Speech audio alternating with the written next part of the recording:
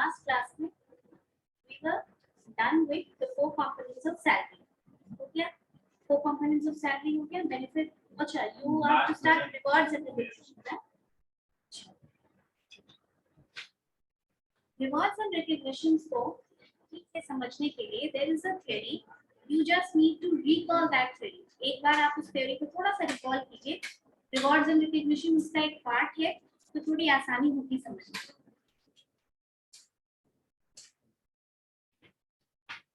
कौन सी theory है?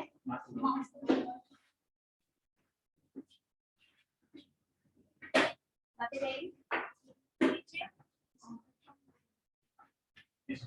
Physiological rewriting.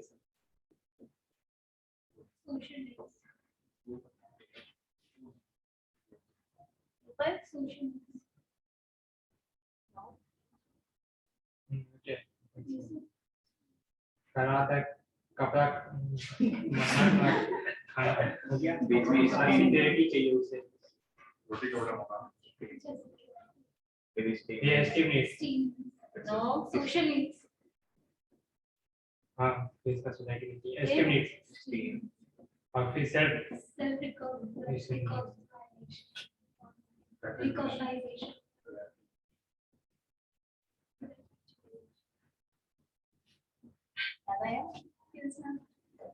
याद करेगा सबसे अच्छा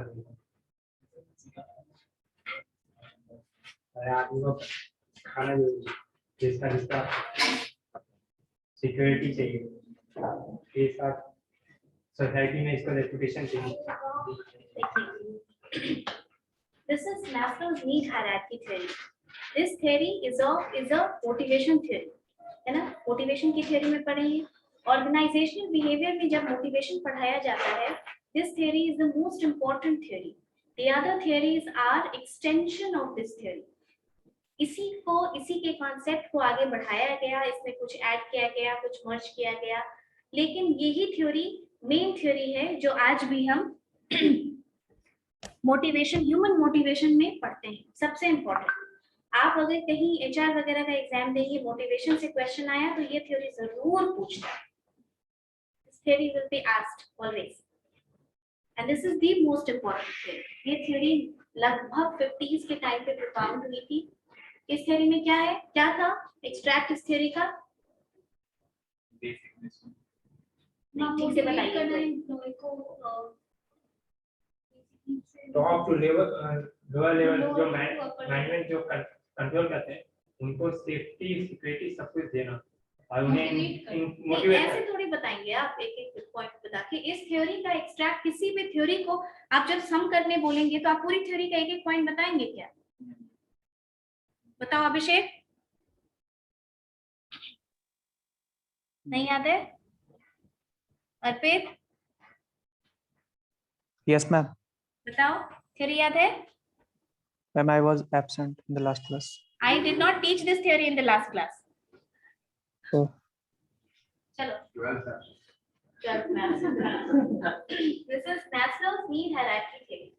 ये थ्योरी ये बताती है कि अब्राहम मैस्लो ने ये बोला कि हमारी उनके हिसाब से human motivation, we are motivated by our needs. हमारी कुछ नीड्स होती हैं जिसको फुलफिल करने के लिए हम काम करते हैं और हम मोटिवेटेड रहते हैं कि हमारी ये नीड्स हमको पूरी करनी है. We are driven by needs, है ना? We are driven by needs. हमें तुमको जॉब की जरूरत होगी तो तुम पढ़ाई करोगे, तुम और मेहनत करोगे, तुम एग्जाम क्वालिफाई करोगे, ये सब तब तुमको मोटिवेशन ज्यादा आएगा काम करने का, पढ़ने का, राइट? ये theory is this the sum of this theory can be stated as that this is a human motivation theory, the most important theory in motivation. Abraham Maslow says he was a researcher and he says that उन्होंने ये कहा कि हमारी जो needs होती हैं वो hierarchy bye hierarchy चलती है. ठीक है, पहले हमारी लोअर ऑर्डर नीड माने नीचे की जो नीड्स फुलफिल हो जाती हैं उसके बाद ही हम ऊपर की तरफ बढ़ते हैं. ठीक है, हमारी नीचे की नीड पूरी हो जाती है, उसके बाद हम ऊपर की तरफ बढ़ते हैं. इन तीनों को बोला गया लोअर ऑर्डर नीड्स और इन दोनों को बोला गया हायर ऑर्डर नीड्स. ये थ्योरी क्यों बता रहे हैं हम बाद में बताएंगे। तो फिजियोलॉजिकल नीड्स, अब्राहम मैस्लो के अकॉर्डिंग इंसान की सबसे बेसिक जो थ्योरी होती है, सबसे बेसिक जो नीड होती है वो फिजियोलॉजिकल नीड्स में आती है। और क्योंकि वो सबसे ज्यादा होती है बेसिक नीड्स, इसीलिए वो ऐसे ट्रायंगल के शेप में रखा जाता है। ठीक है, ये नीचे वाला पिरामिड में सबसे ज्यादा है नीड। फिजियोलॉजिकल नीड्स में क्या आता है, बहुत बेसिक नीड्स, रोटी, कपड़ा, मकान, water to drink, air to breathe, physical needs of human, ये सारी चीजें लोअर ऑर्डर नीड के फिजियोलॉजिकल नीड्स में आती है। और अब्राहम मैस्लो के according once we are done with this physiological needs, एक बार जब हमारी ये physiological needs पूरी हो जाती हैं, then we move towards the next level which is the security need. एक बार हम अपनी physiological needs, रोटी, कपड़ा, मकान वगैरह ले लेते हैं, उसके बाद हम security needs की तरफ बढ़ते हैं। सिक्योरिटी उस टाइम के लिए के हिसाब से तुमको समझना होगा जब फैक्ट्रीज में, इंडस्ट्रीज में वर्कर काम करते थे और बहुत ज्यादा एक्सीडेंट वगैरह होता था, और अगर एक्सीडेंट हुआ and if they are thrown out of the company, they will be rendered useless either to the organization or to their homes. कोई डिसेबल हो गया तो ना तो वो घर के लिए काम कर रहा और ना ही ऑर्गेनाइजेशन के लिए, राइट? तो सिक्योरिटी का मतलब ये हुआ कि वो चाहते थे कि हम एक एक्सीडेंट फ्री, थोड़ा सेफ एनवायरनमेंट में रहे, जहां हम काम करने आ रहे हैं तो हमें ये डर ना हो कि हर दिन का जान का खतरा है, राइट? और सेफ्टी में क्या आता, सिक्योरिटी में क्या आया कि हम कुछ पैसों को हम अपने फ्यूचर इंश्योरेंस के तौर पे भी बचा सकते, यानी कि कल को हम बीमार पड़े, हमारे बच्चे बीमार पड़े, घर में किसी चीज की जरूरत हो जाए, थोड़ा पैसा बचा सके, so in order to educate our children, ये चीजें भी इस नीड में आ रही है। So the thing about Abraham Maslow's theory is कि उन्होंने कहा कि जब हमारी ये नीड पूरी हो जाती है, ये नीड पूरी हो जाती है, फिर हम आते हैं सोशल नीड पे। मतलब if you working in an organisation, आपके लिए भी ये समझ पाना मुश्किल है क्योंकि आप कॉलेज स्टूडेंट्स हैं, आप ये सारी चीजें एडजस्ट कर सकते हैं कि if you want you can come to one class and you can adjust attendance in other class, you're given sort of freedom. but जब आप काम करेंगे ये नहीं होता है, आपको बहुत स्ट्रिक्ट डिसिप्लिन में रहना होगा। You have to come at the time when you're supposed to, and you cannot leave before you are supposed to. So you need to be in strict discipline all the time. There will be a supervision over you, there will be an employer over you, आपकी जवाबदेही रहेगी, आपको अपना काम time पे finish करना है, you have to report it, you have to be accountable for the work you are doing.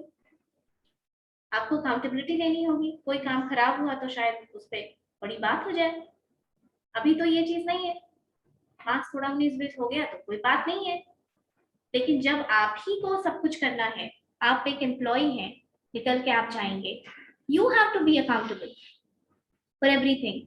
In the nutshell, what I want to say is कि आपको बहुत स्ट्रिक्ट डिसिप्लिन में रहना होता है।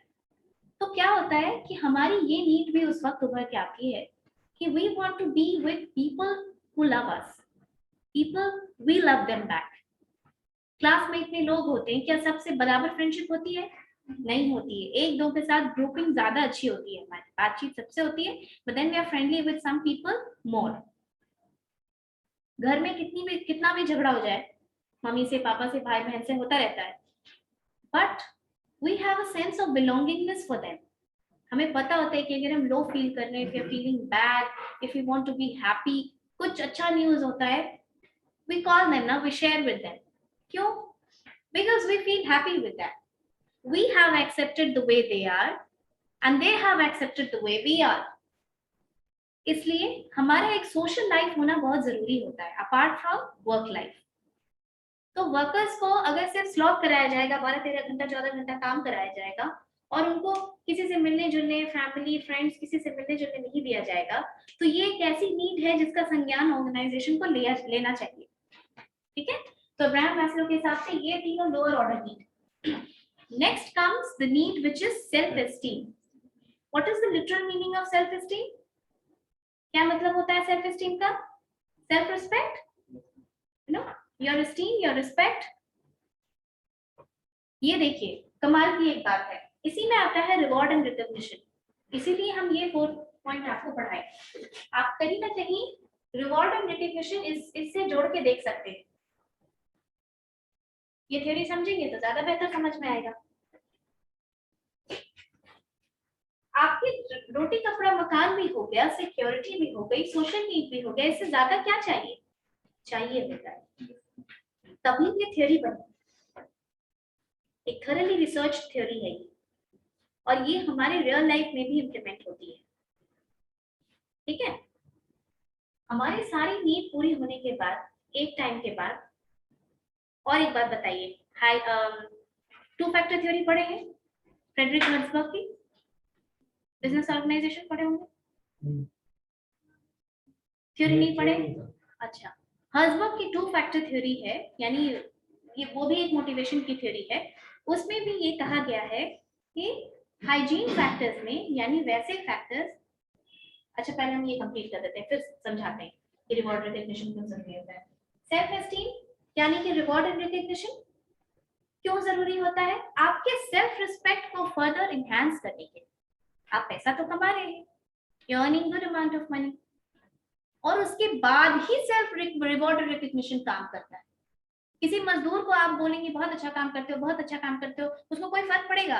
उसको पैसा चाहिए, ठीक है अच्छा किए तो और पैसा दे दीजिए, क्योंकि उसकी वो जरूरत है, उसकी लोअर ऑर्डर नीड्स पूरी नहीं हुई है।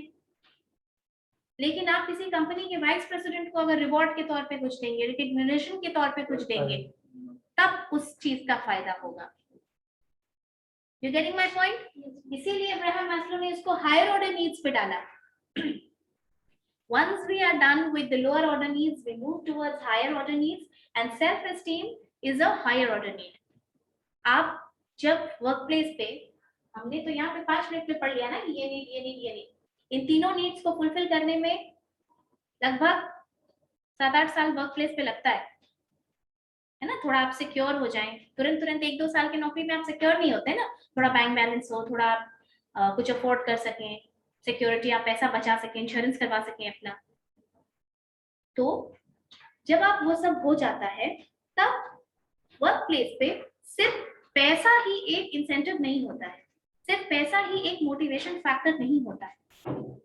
Rewards and recognitions are the major motivation factors at a workplace, and it is suggested that good companies should bring in more and more in their practice to reward and recognize their employees. हमेशा पैसा motivation factor नहीं होता है, इस चीज को दिमाग में बिठाइए। जब आप 6-7 साल काम कर लेंगे तो आपके पास पैसा हो जाएगा अच्छा खासा, फिर आपको थोड़ा सा सैलरी अगर बढ़ जाए, लेकिन वर्क प्लेस पे आपकी वैल्यू ना हो, आपका जो एम्प्लॉयर है, मैनेजर है, वो अब्यूसिव हो, कांस्टेंट सुपरविजन आपके ऊपर रखी जाए, तो आपको कैसा लगेगा? अच्छा नहीं फील होगा। आपको हर काम के लिए टोका जाए, आपको कोई फ्रीडम ना हो, आप काम कर रहे हैं लेकिन उसके लिए कोई अप्रिसिएशन नहीं,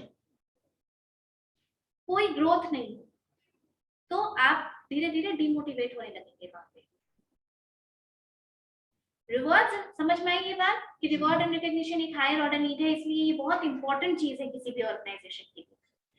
अब समझिए, बेनिफिट्स आपने पढ़ा, मैंने आपको पढ़ाया कि बेनिफिट्स क्यों इंपॉर्टेंट होते हैं ओवर ये एक एक्स्ट्रा फैसिलिटीज के तौर पे ऑर्गेनाइजेशन में, just because you are a part of the organisation मिलती है।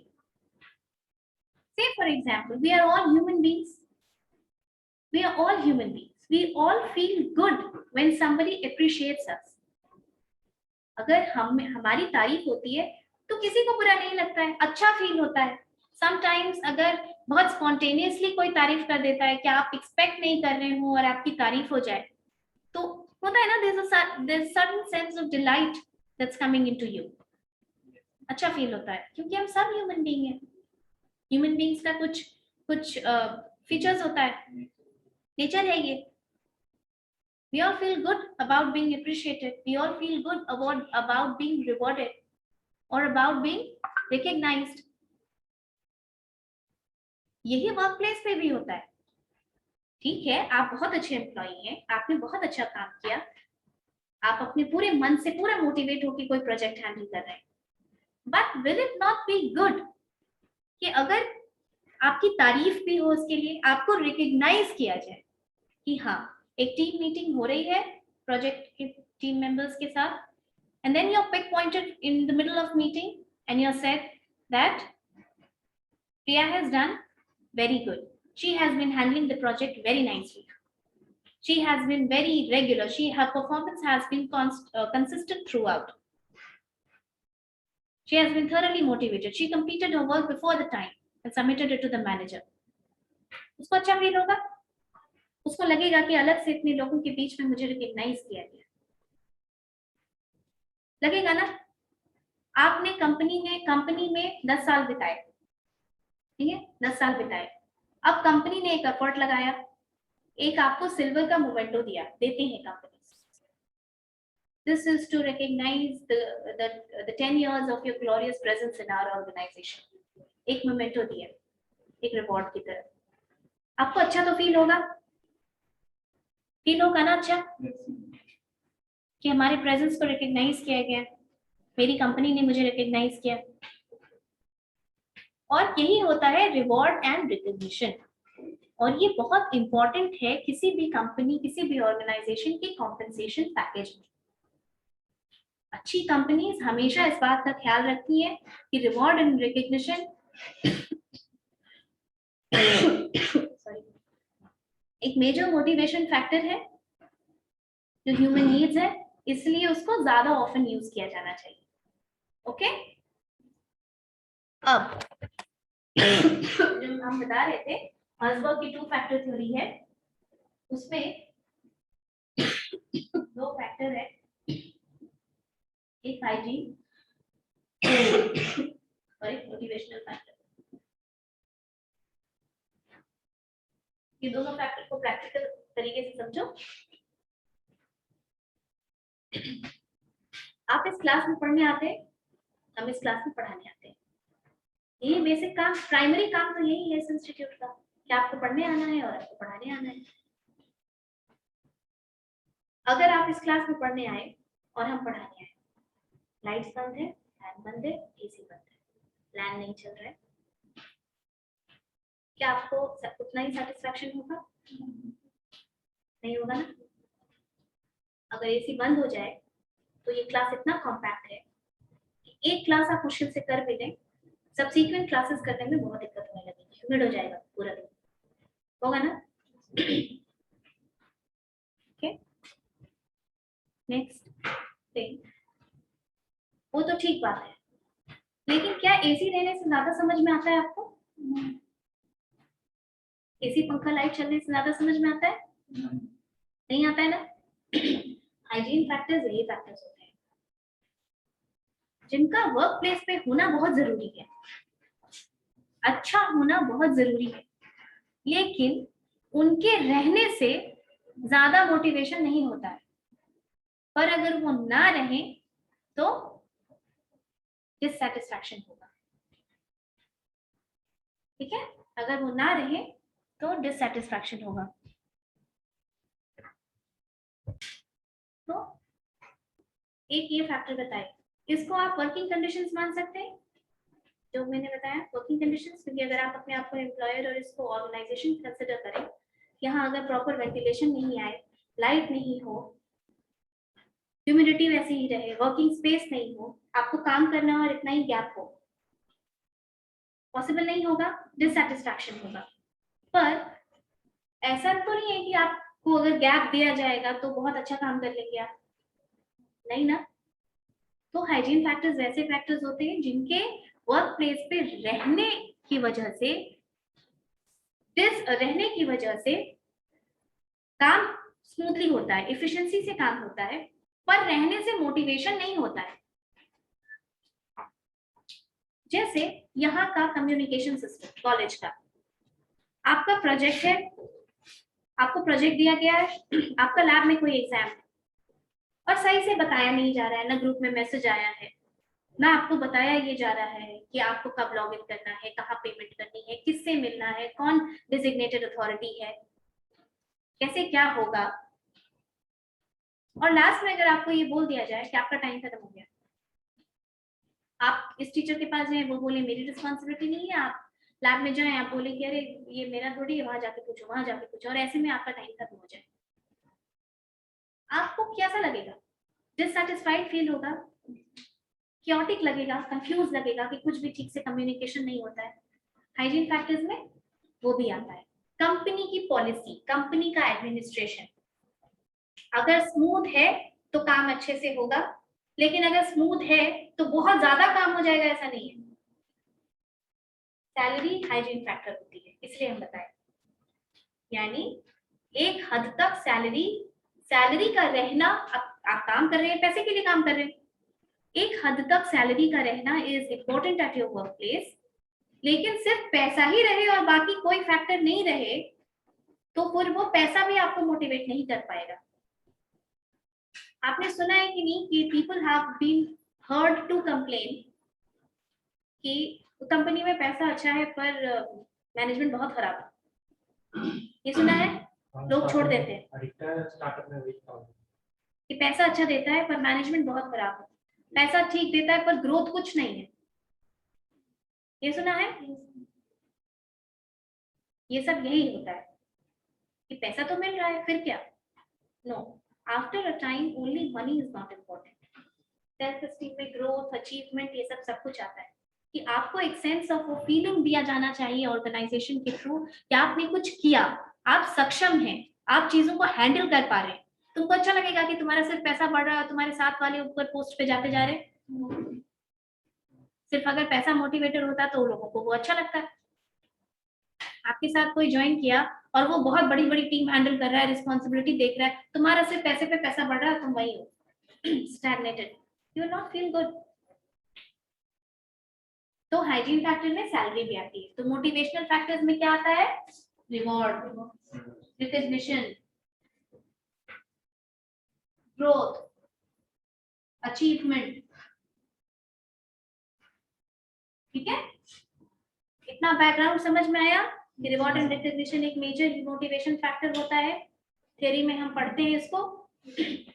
अब रिवॉर्ड्स एंड रिकॉग्निशन पे आइए।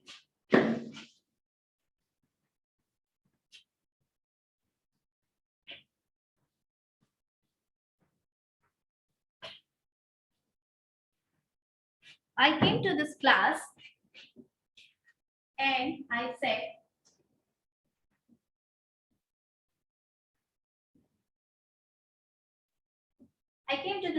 and I said, Ashutosh, your handwriting is very good. I'll give you 2 marks for extra handwriting. And I came to this class and I say, Ashutosh, your handwriting is very good. It was a pleasure reading your answer sheet. Sit down. दोनों में फर्क समझ में आया? ये फर्क होता है रिवॉर्ड और रिकॉग्निशन। रिवॉर्ड का एक मॉनेटरी वैल्यू, 2 नंबर का वैल्यू हम एस्टिमेट कर सकते हैं ना, 2 नंबर कितना होता है। लेकिन तारीफ का वैल्यू एस्टिमेट किया जा सकता है क्या कि मैंने कितनी तारीफ कर दी, वो कितना खुश हो गया? No, this is the difference between reward and recognition.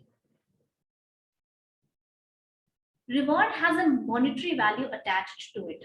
जैसे हम बहुत खुश हुए, कंपनी ऑर्गेनाइजेशन में आपको रिवॉर्ड दिया गया कि आपने एक प्रोजेक्ट बहुत अच्छा हैंडल किया है या फिर आप कुछ बहुत अच्छा कर रहे हैं, company has thought of rewarding you.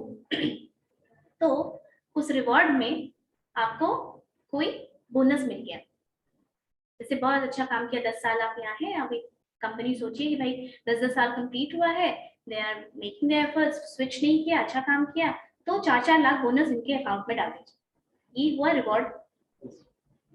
Team meeting हो रही है और टीम मीटिंग के बीच में मैनेजर ने आपको अलग से उठा के बोला कि this person has been outstanding all throughout this project. ये हुआ रिकॉग्निशन। या manager has called you in his cabin and has discreetly appreciated you, आपने बहुत अच्छा काम किया। ठीक है, ये हुआ रिकॉग्निशन। रिकॉग्निशन के बारे में एक इंपॉर्टेंट बात देखिए, रिवॉर्ड के बारे में एक इंपॉर्टेंट बात क्या है कि अगर कंपनी की पॉलिसी में है रिवॉर्ड देना, तो आपसे पहले भी लोगों को दिया गया होगा ना काम अच्छा करने से। तो ये एक मोटिवेशन कहीं ना कहीं तो दिमाग में रहता है कि somewhere it lies in your mind that okay, if I also work up to that mark, I may get rewarded in future. दिमाग में है? अगर यहाँ पे मिलता है भाई कि जो स्टूडेंट्स टॉप करते हैं उनको शील्ड में दिया जाता है, या आपको पता है, तो आपके भी तो दिमाग में है ना कि ठीक है मैं भी अगर टॉप करूंगा या करूंगी तो मुझे भी शील्ड मिलेगा। तो रिवॉर्ड इज समवॉट एक्सपेक्टेड, थोड़ा बहुत एक एक्सपेक्टेड चीज होती है ये, पर रिकॉग्निशन इज स्पॉन्टेनियस, अनएक्सपेक्टेड। ऐसे कोई होता है कि चलो चलो आ जाओ, आज मैनेजर कॉल करके कि चलिए आइए आज हम आपकी तारीफ करेंगे, ऐसा होता है? या फिर आप आइए मेरे केबिन में, ट्यूसडे को आइएगा मैं आपकी तारीफ करूंगा, नहीं होता है ना ये चीजें। रिवॉर्ड और रिकॉग्निशन ये दोनों ही इंपॉर्टेंट हैं, पर रिकॉग्निशन का थोड़ा सा इमोशनल इम्पैक्ट होता है, जैसे क्योंकि वो सडनली आता है ना, वो स्पॉन्टेनियसली आता है, इसीलिए रिकॉग्निशन का एक इम्पैक्ट इमोशनल होता है कि as a human being we feel good to be appreciated, तो वो अच्छा फील होता है, वो बहुत मोटिवेशन का काम करता है। रिवॉर्ड देने में एक छोटा सा प्रॉब्लम क्या है, देखो दिया तो जाता है, गिफ्ट्स दिया जाता है, वेकेशन दिया जाता है, रिवॉर्ड है कि चलिए आपको एक वेकेशन देता है, लेकिन इन सब का वैल्यू आप एस्टिमेट कर सकते हैं कि नहीं? कर सकते हैं ना कि कितने वर्थ का है, पर रिकॉग्निशन का वैल्यू एस्टिमेट नहीं किया जा सकता है। रिवॉर्ड देने में एक प्रॉब्लम क्या है कि the modern HR, the working of modern human resource has shifted from individual level to team level, है ना? इंडिविजुअल से ज्यादा अब टीम पे काम होती है। जितनी बड़ी कंपनीज है वो आपको एक टीम में रखेंगी, उसका एक लीडर होगा, उसका एक या फिर मैनेजर होगा, और आपको वहां काम करना है। अब आप सोच के बताइए कि रिवॉर्ड मॉनेटरी है, टीम का कोई एक मेंबर बड़ा अच्छा काम कर रहा है, उसको रिवॉर्ड देना है, तो उसको मैंने 5 लाख रुपए ट्रांसफर कर दिए as a part of reward. इसका इम्पैक्ट अदर टीम मेंबर्स पे पड़ेगा क्या? क्या पड़ेगा? अच्छा, और ज्यादा थियोरेटिकल होने की जरूरत नहीं है, एकदम प्रैक्टिकल सोच के बताओ कि हम आए और इसको बोले कि हम तुमको 10 नंबर और दे देते हैं, बस ऐसे ही, क्योंकि राइटिंग बहुत अच्छी लगती है। राइटिंग इंप्रूव करोगे कि जलोगी? सर मैम दो सेकंड ऑप्शन मैं करवाने पे ध्यान देंगे, नंबर बनाने पर ध्यान नहीं देंगे। ये ह्यूमन नेचर है कि नहीं? लगेगा कि नहीं ऐसा? यानी अभिषेक इज स्माइलिंग, होगा कि नहीं ऐसा? हम डिग्री लेंगे ma'am, second option is wait. इसीलिए रिवॉर्ड के बारे में ये बात बोली जाती है, रिवॉर्ड के बारे में ये बात बोली जाती है कि financial rewards should be sparingly used, come use किया जाना चाहिए फाइनेंशियल रिवॉर्ड, क्योंकि इसका अभी तो मार्क्स की बात है, मार्क्स में 19-20 में बहुत फर्क नहीं पड़ेगा, लेकिन जब आप काम करते हैं और पैसे की बात होती है तो ये बहुत डिमोटिवेटिंग इम्पैक्ट करेगा अदर टीम मेंबर्स पे। और कंपनी को सबसे काम है, सब उसकी प्रोडक्टिविटी में कंट्रीब्यूट कर रहे हैं, सबकी एफिशिएंसी कंट्रीब्यूट होती है तब प्रोडक्टिविटी बढ़ती है टीम की। इसलिए वो एक फाइनेंशियल रिवॉर्ड्स क्या होता है कि एक डीमोटिवेटिंग इम्पैक्ट डालता है अदर टीम मेंबर्स पे। हालांकि यूज होता है, पर ये सजेस्टेड होता है कि थोड़ा कम यूज किया जाना चाहिए, वरना पैसे के लिए काम करते हैं ना लोग, तो लोग हतोत्साहित हो जाते हैं, डिस्करेज हो जाते हैं, डिमोटिवेटेड हो जाते हैं कि उसको मिल गया साथ में काम करता था, like that. Okay, and recognition के बारे में ये बात बोली जाती है कि recognition is something which is free of cost, recognition is free of cost but it is very valuable. It's a fine balance between being costless and worthwhile. कुछ जो बहुत worthy भी है और कुछ जो inexpensive भी है। वर्क प्लेस पे मोटिवेट करने में रिवॉर्ड्स और रिकॉग्निशंस का ये सारा रोल होता है। ठीक है, रिवॉर्ड्स रिकॉग्निशन समझ में आया कि किसी कंपनी के अच्छा कॉम्पेंसेशन पैकेज में रिवॉर्ड्स और रिकॉग्निशन का भी अपना प्लेस होता है। Now you write down fast. Rewards and recognition.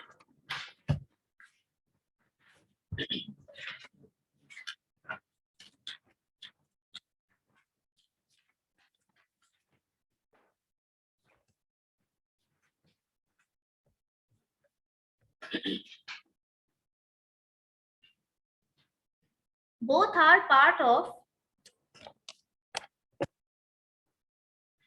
larger employee retention strategy. Larger employee retention strategy.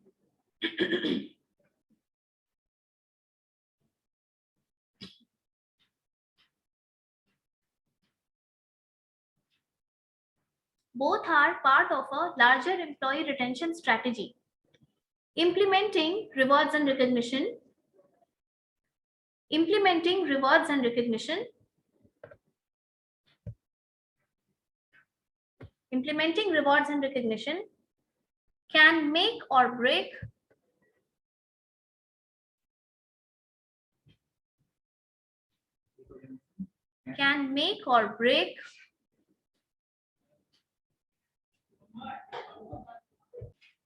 both are part of a larger employee retention strategy. Implementing reward and recognition can make or break employees' well-being,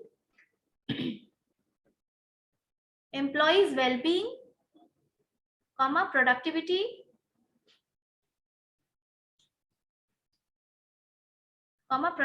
and satisfaction in their roles.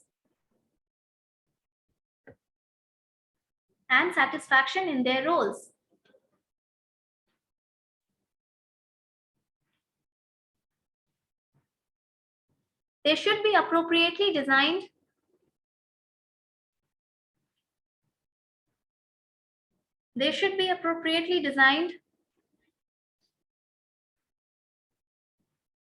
To fit into the organization.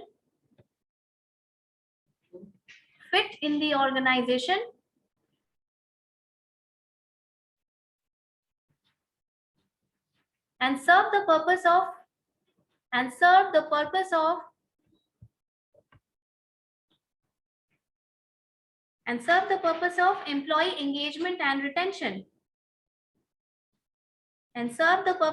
employee engagement and retention.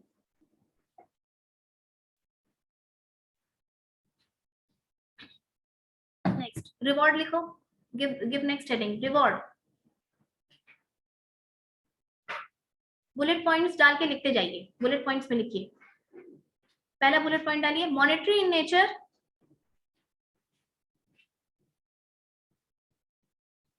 Nature. Bracket. Gifts. Example है इसका. Gifts, comma profit sharing, comma bonus. Gifts, comma profit sharing, comma bonus. Next bullet point. In addition to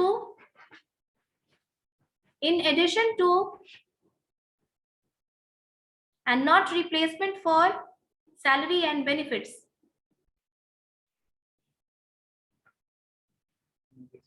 In addition to and not replacement नहीं है.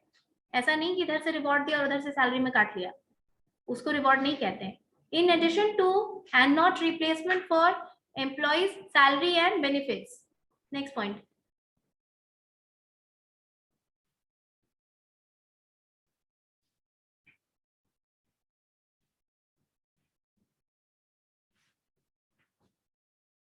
Next, financial rewards should be sparingly used.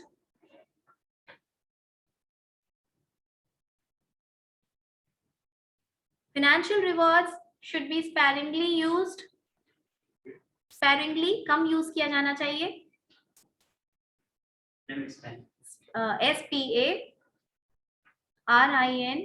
SPARINGLY. Sparingly used, as it could demotivate other members of team. As it could demotivate other members of team.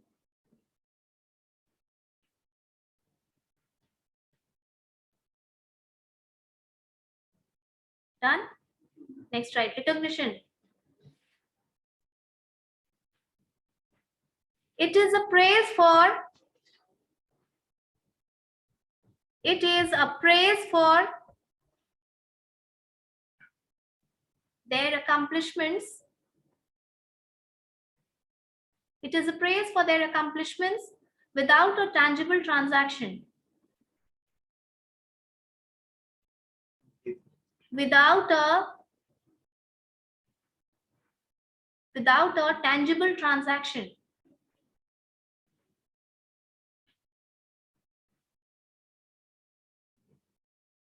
Next bullet point, right? Non-transferable.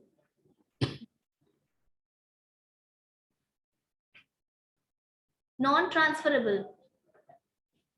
Next, invisible.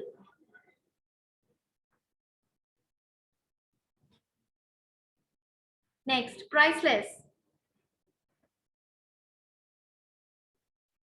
Next, unexpected.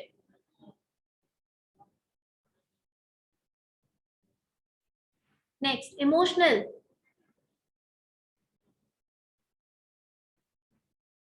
Next, good balance between inexpensive and worthwhile. Good balance between inexpensive and worthwhile. Inexpensive. खर्च नहीं होता है ना किसी की तारीफ करने में. You don't need money. Inexpensive and worthwhile. मतलब valuable भी होता है और costless भी होता है.